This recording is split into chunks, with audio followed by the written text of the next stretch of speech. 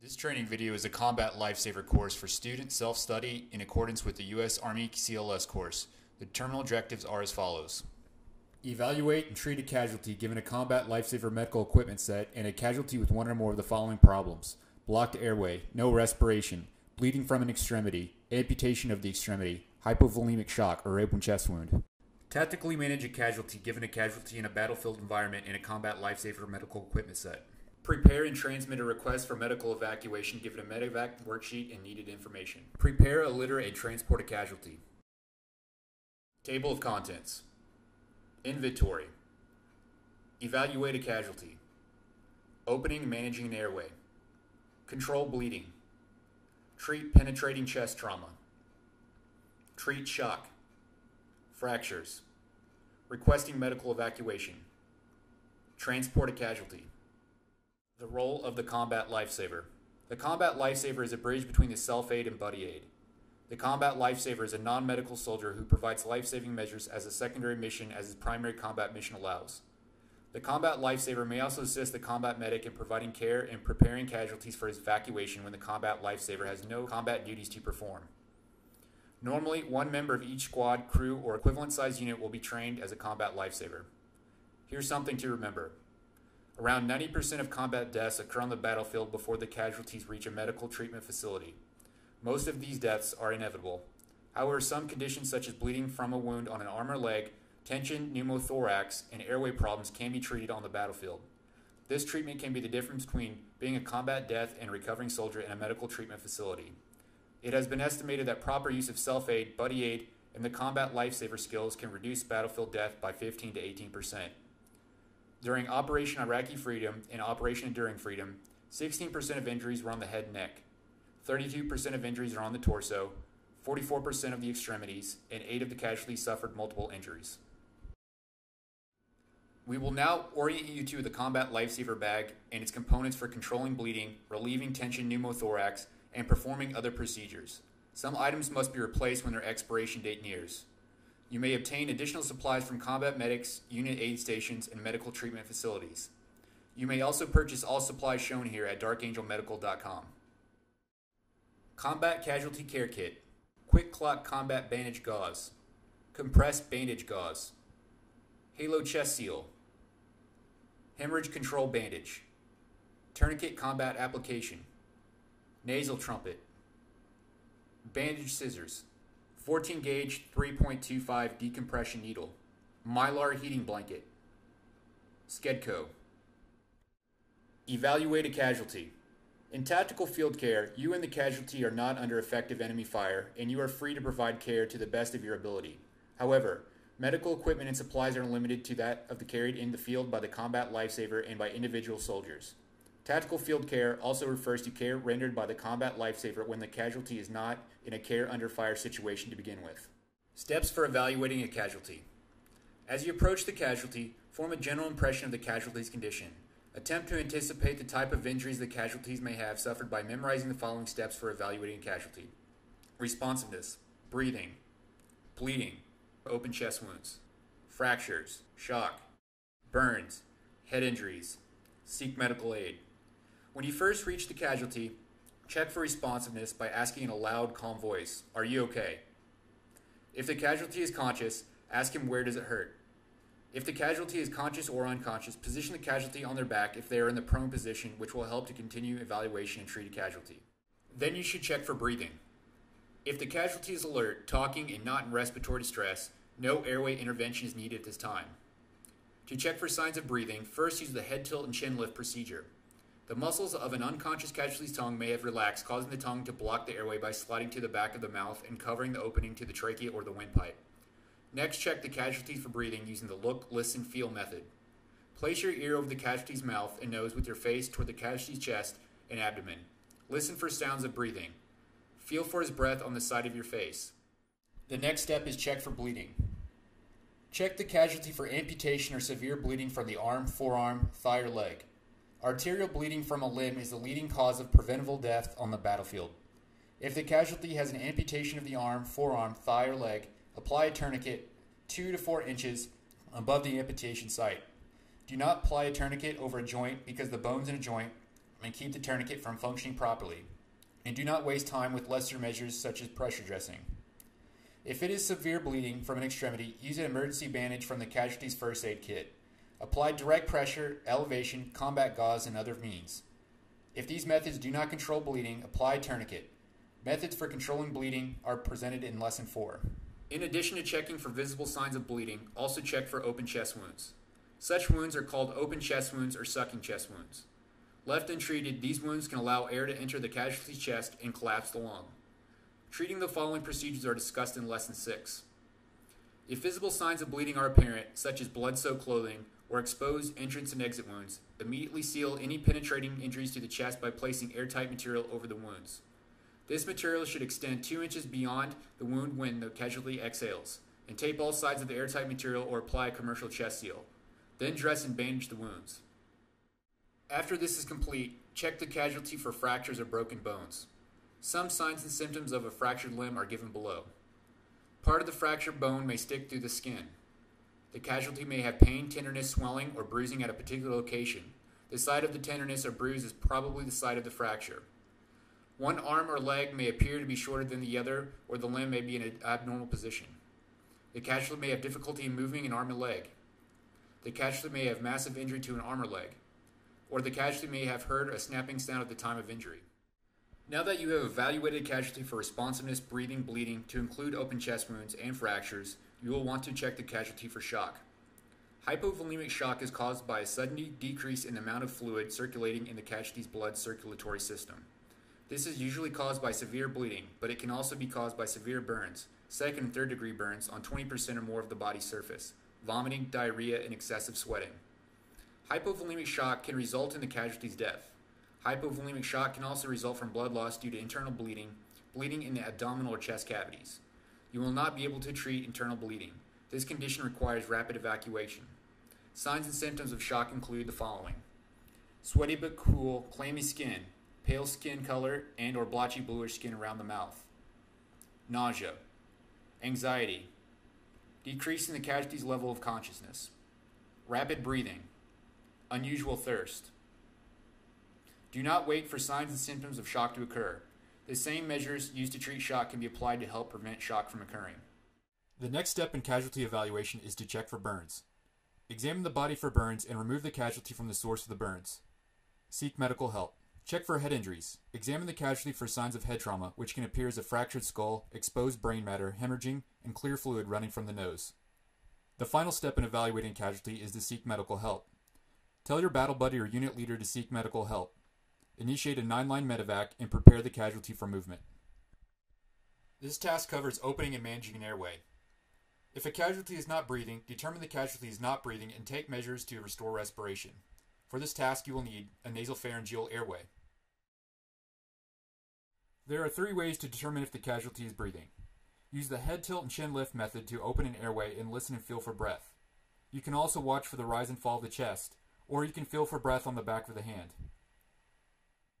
The normal method of opening an airway is the head tilt and chin lift method.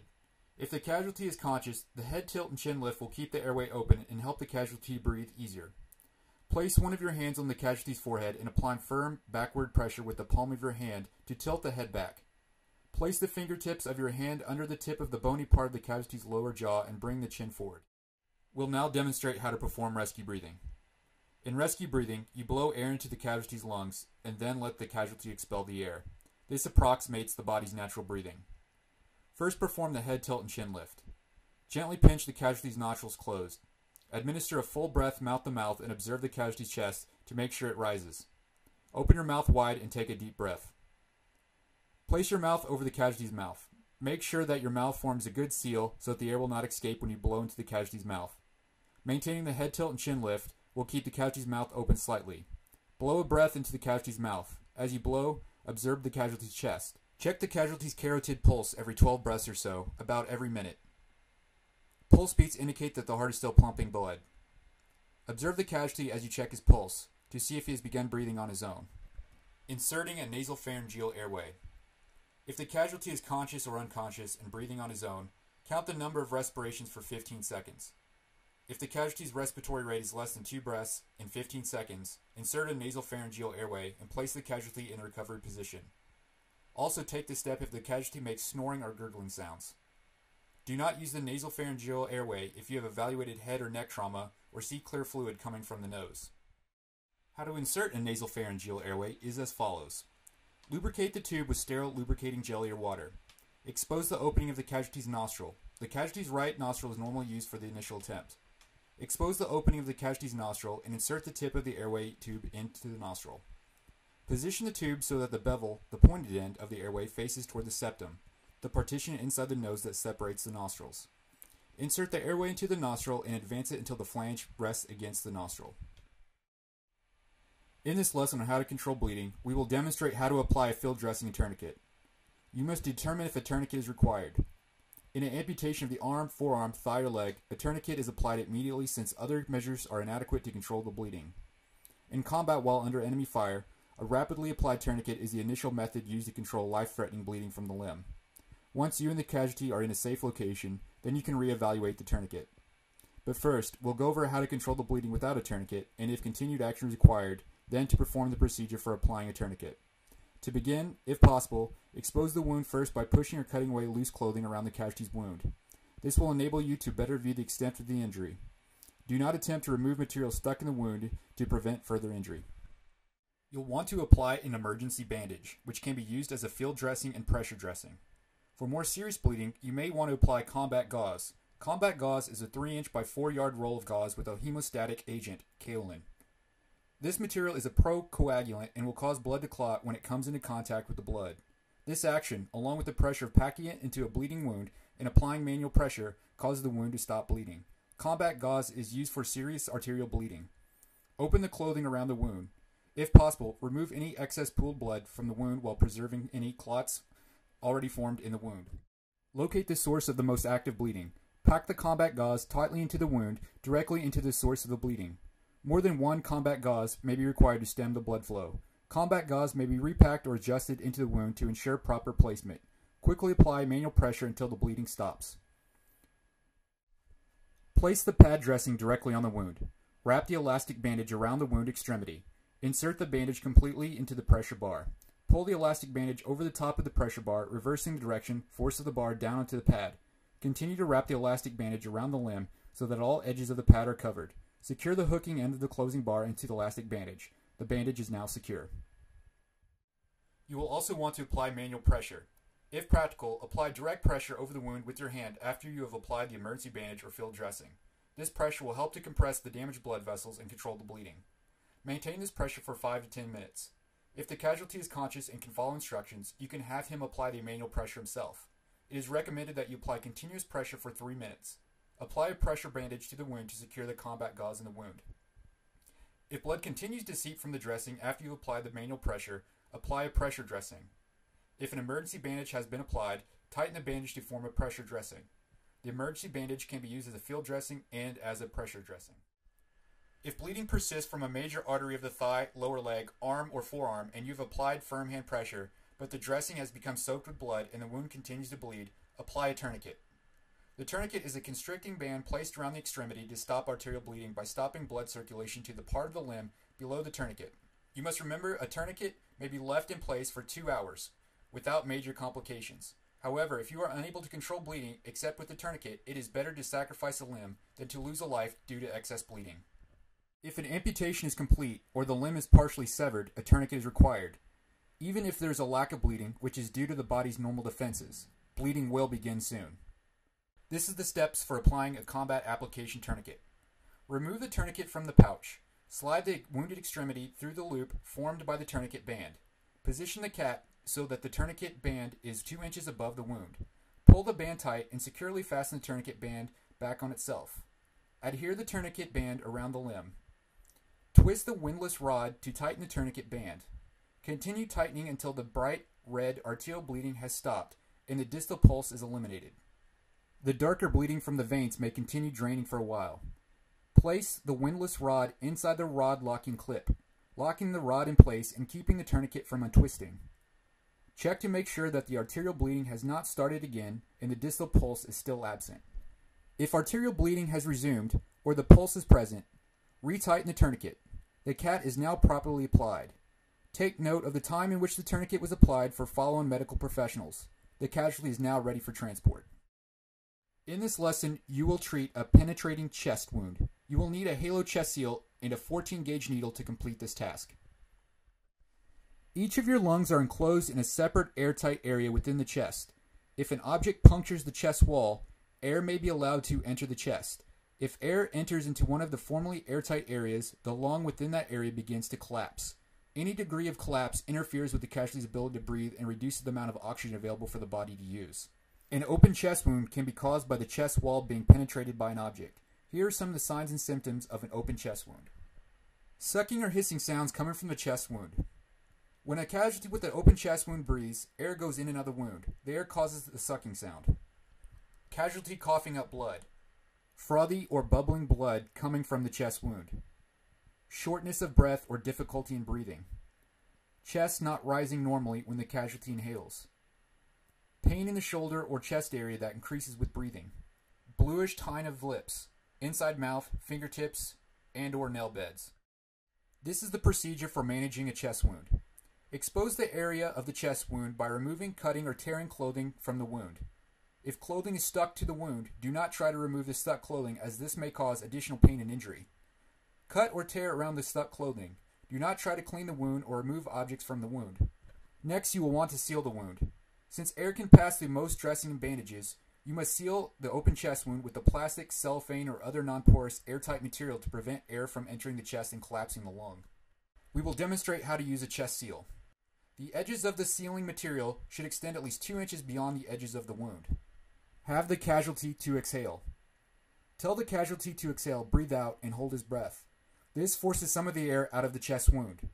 The more air that can be forced out of the chest before the wound is sealed, the better the casualty will be able to breathe after the wound is sealed. Have the casualty to exhale. Apply the sealing material over the wound. Tension pneumothorax occurs when there is a buildup of air under pressure in the pleural space and the air cannot escape. As the air outside the lung continues to increase, the affected lung continues to collapse. In addition to causing further collapse of the affected lung, the increasing pressure of the trapped air pushes the mediastinum, the mass of material separating the two pleural sacs. This movement of the mediastinum may compress the uninjured lung, major blood vessels, and the heart. You will need to perform a needle chest tension pneumothorax.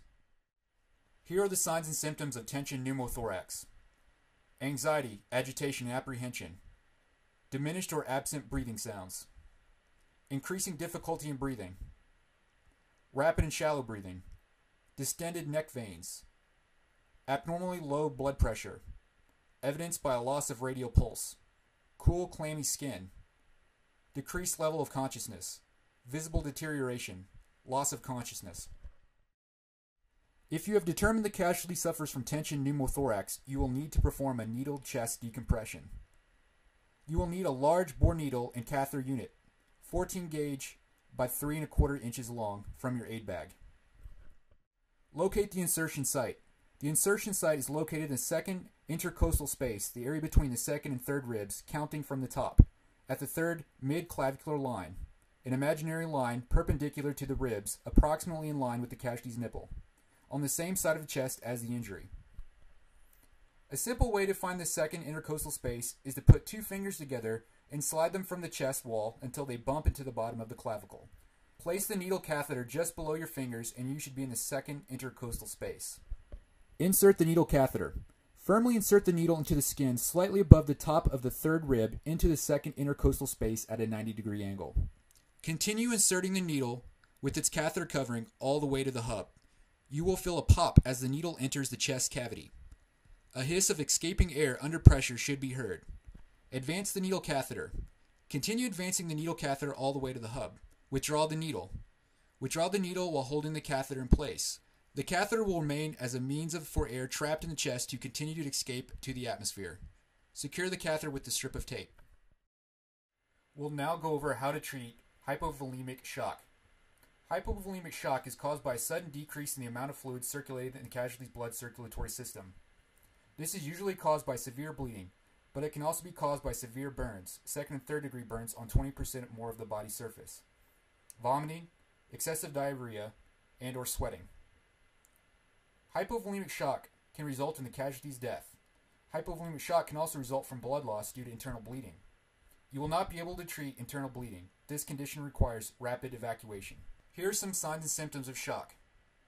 Sweaty but cool, clammy skin, pale skin color, and/or blotchy or bluish skin around the mouth, nausea, anxiety, decrease in the casualty's level of consciousness, rapid breathing, unusual thirst. Do not wait for signs and symptoms of shock to occur. The same measures used to treat shock can be applied to help prevent shock from occurring. First, loosen any binding clothing, including boots. Tight clothing can interfere with blood circulation. If the casualty is conscious, place him in a shock position on his back with his feet elevated slightly above the level of his heart. This will help his blood circulation. An unconscious casualty should be placed in the recovery position. If the casualty vomits, quickly perform a finger sweep to clear his airway. A casualty with a suspected spinal fracture or serious head wound should be on his back, feet not elevated. Immobilize his head, neck, and back if possible. A casualty with an open abdominal wound should be positioned on his back with his knees flexed to reduce stress to the abdomen and reduce the pain. A casualty with an open abdominal wound should be positioned with his back and knees flexed to reduce stress to the abdomen and reduce pain. A casualty with an open chest wound should be sitting up with his back to a wall, tree, or other support in the recovery position with his injured side to the ground. A casualty with a minor head wound should be sitting up with his back supported in the recovery position with his wounded side up. Place a poncho or blanket under the casualty to protect him from temperature and dampness of the ground. Take measures to keep the casualty from overheating or chilling. In warm weather, keep the casualty in the shade. If natural shade is not available, erect an improvised shade using a poncho and sticks or other available materials. Reassure the casualty and keep the casualty calm. Tell the casualty that you are helping him. Be confident in your ability to help the casualty and have a take-charge attitude. Your words and actions can do much to reassure the casualty and reduce his anxiety. Be careful of any comments you may make regarding the casualty's condition. Send someone to obtain medical help. In this section, we will go over how to check for fractured limbs and apply a stent. Check the casualty for fractures, broken bones. Here are some of the signs and symptoms of a fractured limb. Part of the fractured bone may stick to the skin. The casualty may have pain, tenderness, swelling, and/or bruising at the particular location. The site of the tenderness or bruise is probably the site of the fracture. One arm or leg may appear to be shorter than the other. The casualty may have difficulty in moving an arm or leg. The casualty has massive injury to an arm or leg. The casualty may have heard a snapping sound at the time of the injury. You will now want to splint any fractured limbs using available materials. If available, a universal malleable splint may be used to splint an arm, forearm, or lower leg. Two rigid objects, such as straight tree limbs, boards, or tent poles, may be used to splint the fractured limb. Applying a splint to a leg. Push the securing materials under the natural body curvatures, such as the knees. Then gently move the securing materials up or down the limb until they are in proper position. If possible, place at least 2 cravats above the fracture site and 2 below the fracture site. Place the rigid objects so that one is on each side of the injured leg or thigh. When possible, position the rigid object so the joint above the fracture and the joint below the fracture will be immobilized. If the fracture is the lower leg, for example, the splint should extend above the knee and below the ankle. If the fracture is in the thigh, the splint should extend above the hip and below the ankle. In this section, we will demonstrate how to prepare and transmit a 9-line Medevac request. There are 9 lines on this form which you can use to record a standardized request for medical evacuation. Have a 9-line card on hand or memorize, which should read the following. Line 1. This is the location of the pickup site. You should include a 6 or 8-digit grid coordinate. Line 2. This is the radio frequency and call sign. Line 3. Number of patients by precedence. This line is broken down by Alpha, urgent, Bravo, urgent surgical, Charlie, priority, Delta, routine, Echo, convenience. Include the number and letter of each precedence. Line 4. This is any special equipment that might be used to transport the casualty. It is broken down by Alpha, none, Bravo, hoist, Charlie, extraction equipment, Delta, ventilator. Line 5. This is the number of patients.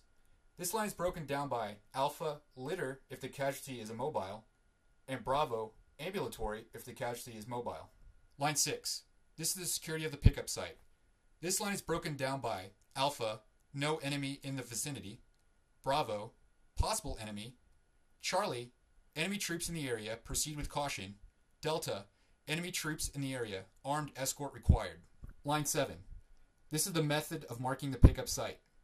This line is broken down by Alpha, panels, Bravo, pyrotechnic signal, Charlie, smoke signal, Delta, none, Echo, other. Line 8. This is the patient nationality.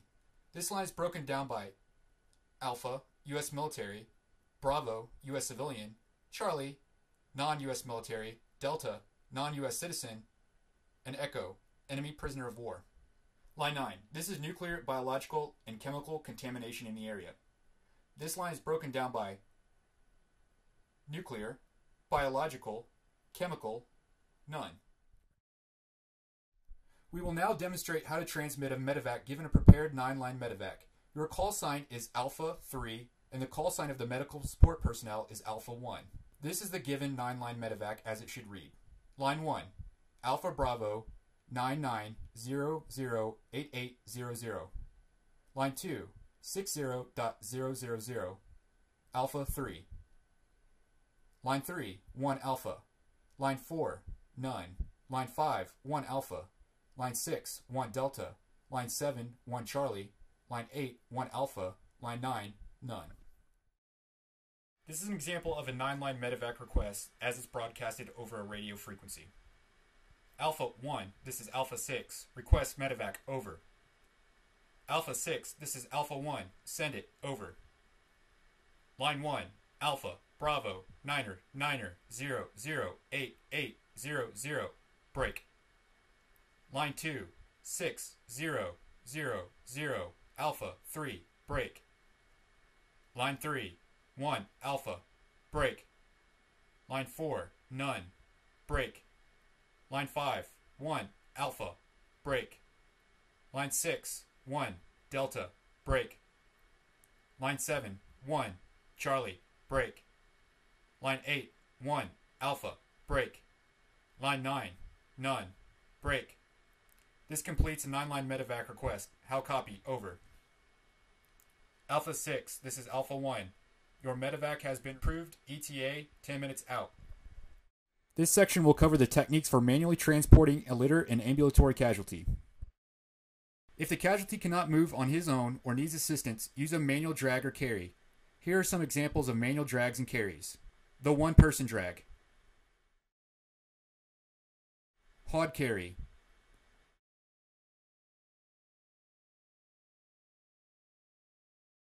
Fireman carry.